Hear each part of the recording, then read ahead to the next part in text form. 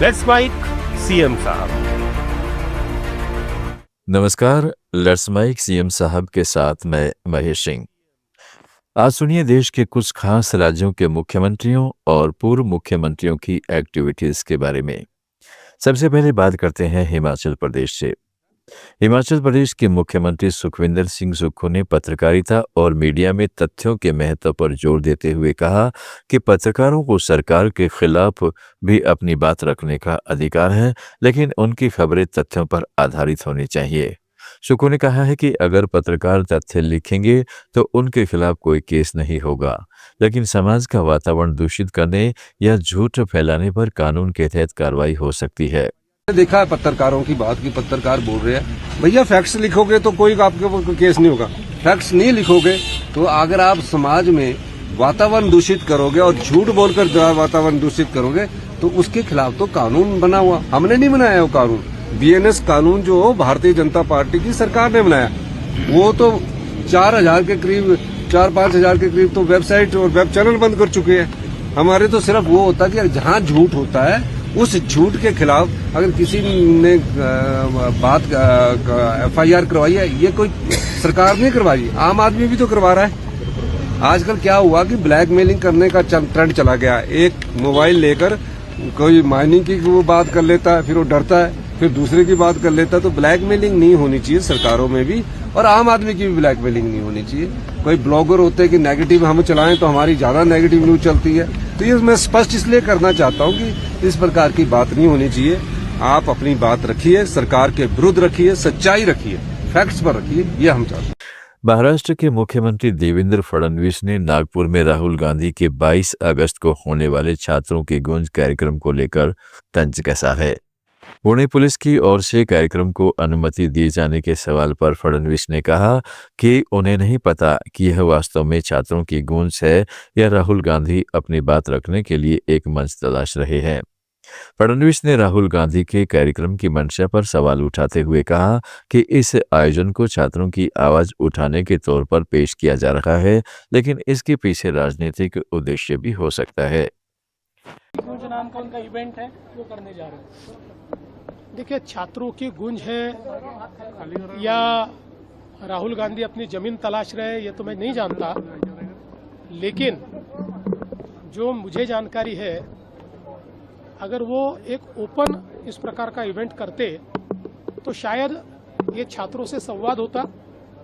अभी पूना और पूना के आसपास जितनी कांग्रेसियों की संस्थाएं हैं, शिक्षा संस्थाएं, उन संस्थाओं की ही लड़कियों को रजिस्टर करना, इस प्रकार का आदेश दिया गया है। उनका ही रजिस्ट्रेशन करके उनको ही वहां पर एंट्री मिलने वाली है। तो कुल मिलाकर एक कंट्रोल्ड एनवायरनमेंट में ये कार्यक्रम होने वाला है, और जो आइडियोलॉजी को मानते हैं ऐसे ही लोग वहां आए, ऐसा प्रयास होने वाला है। इसलिए छात्रों की गूंज हम इसको कहेंगे, लेकिन उसके साथ साथ कांग्रेसियों के माध्यम से जिनको बुलाया गया उनके साथ ये मोनोलॉग है, ऐसा मैं कहना चाहूँगा। दिल्ली के पूर्व मुख्यमंत्री अरविंद केजरीवाल ने एथेनॉल नीति और चीनी की बढ़ती कीमतों को लेकर केंद्र की मोदी सरकार पर निशाना साधा है। केजरीवाल ने आरोप लगाया कि विदेशी मुद्रा बचाने के लिए गन्ने से एथेनॉल बनाने पर जोर दिया गया, जिसके चलते देश में चीनी की कमी की स्थिति पैदा हो गई है। केजरीवाल ने सोशल मीडिया पोस्ट में कहा है कि सरकार अब विदेशी मुद्रा बचाने के लिए गन्ने से एथेनॉल बना रही थी, लेकिन इसके बाद चीनी की कमी हो गई। उन्होंने दावा किया कि चीनी के दाम महज 17 दिनों में 20 रुपये तक बढ़ गए हैं और अब वही विदेशी मुद्रा खर्च करके चीनी आयात करने की नौबत आ गई है। केजरीवाल ने इस नीति को लेकर सरकार की कार्यप्रणाली पर सवाल उठाते हुए तीखी टिप्पणी की है। दोस्तों, ऐसे लगता है जैसे मोदी सरकार बिल्कुल अनपढ़ लोगों की सरकार है। उन्हें यही नहीं पता कि क्या निर्णय ले रहे हैं और इस निर्णय का क्या असर होगा। इन्होंने गन्ने की खेती को इथेनॉल बनाने के लिए डाइवर्ट किया और इथेनॉल को पेट्रोल में मिलाना चालू कर दिया। बोले इससे पेट्रोल बचेगा, और पेट्रोल बचेगा तो फॉरेन एक्सचेंज बचेगी, विदेशी मुद्रा बचेगी, जो हम विदेशों से तेल आयात करने के लिए खर्च करते हैं। अब जब गन्ने की खेती को इन्होंने इथेनॉल बनाने के लिए डाइवर्ट किया तो गन्ने की कमी हो गई, चीनी की कमी हो गई देश में, और अब चीनी पिछले 17 दिन में 20 रुपए प्रति किलो चीनी के दाम बढ़ गए, क्योंकि चीनी की देश भर में बहुत किल्लत हो गई है। 17 दिन पहले चीनी की कीमत थी 46 रुपए, अब 65 रुपए किलो चीनी हो गई है। हमारा देश चीनी एक्सपोर्ट किया करता था, अब हमारा देश चीनी इंपोर्ट करने की प्लानिंग कर रहा है। तो क्या बोले कि तेल के ऊपर जो फॉरेन एक्सचेंज जाता था उसको बचत करने के लिए इथेनॉल बनाया, और अब उस फॉरेन एक्सचेंज को हम चीनी को इंपोर्ट करने के लिए खर्च करेंगे। एक तरफ देश को दुखी किया कि इथेनॉल वाला पेट्रोल जो है उससे लोगों की गाड़ियां खराब हो रही है, माइलेज खराब हो रही है, और दूसरी तरफ लोगों को अब चीनी महंगी खरीदनी पड़ रही है।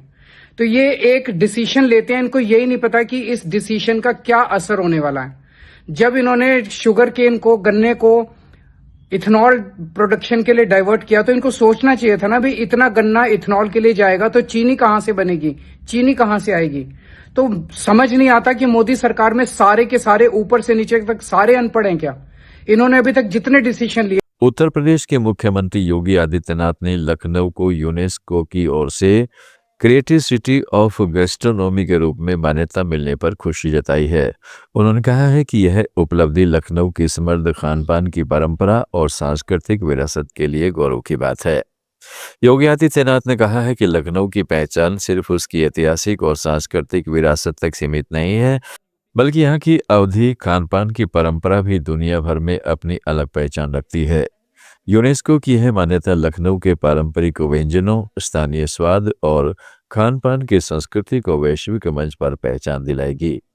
अब यूपी बदल चुका है नए एयरपोर्ट के रूप में, यानी 17 डोमेस्टिक एयरपोर्ट और 5 इंटरनेशनल एयरपोर्ट के बीच आज यूपी अपनी एक पहचान बनाया है।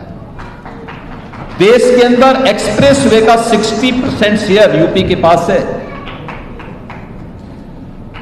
देश के अंदर सबसे ज्यादा सिटी में पब्लिक ट्रांसपोर्ट की मेट्रो का संचालन यूपी कर रहा है। देश की पहली रैपिड रेल, देश का पहला इनलैंड वाटरवे, ये यूपी के अंदर प्रारंभ हुआ है। अब यूपी के अंदर सुरक्षा का बेहतरीन माहौल भी है।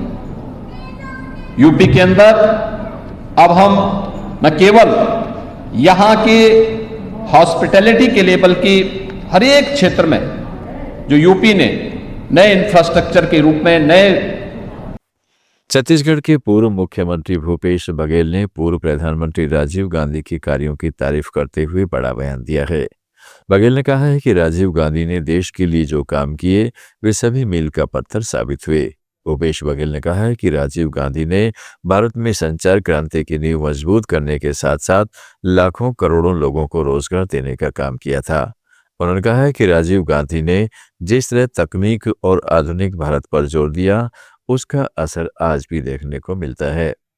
राजीव जी ने जो काम किए, हालांकि उनका कार्यकाल केवल 5 साल का रहा है, लेकिन जो काम किए वो सब मील के पत्थर, चाहे वो पंचायती राज की बात कहो, जो लोकतंत्र के लोक व्यापीकरण करने की बात हुई।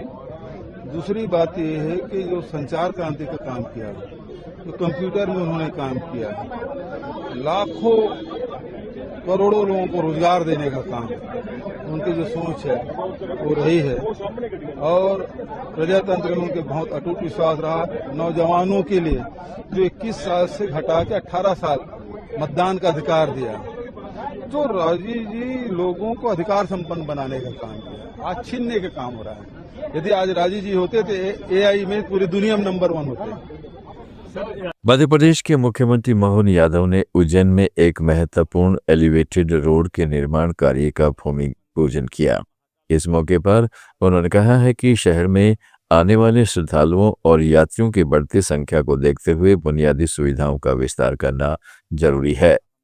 मुख्यमंत्री मोहन यादव ने समाज और स्थानीय समुदाय से अपील की कि वे अपने स्तर पर स्कूल, अस्पताल, धर्मशालाएं और होटल जैसी सुविधाएं विकसित करने में सहयोग करें। उन्होंने कहा कि उज्जैन में बड़ी संख्या में यात्री आते हैं, इसलिए शहर में ठहरने, स्वास्थ्य और शिक्षा से जुड़ी सुविधाओं को और बढ़ाने की जरूरत है। आप सुन रहे थे let's smile more than radio. Follow कीजिए हमें हमारे सोशल मीडिया प्लेटफॉर्म्स पर।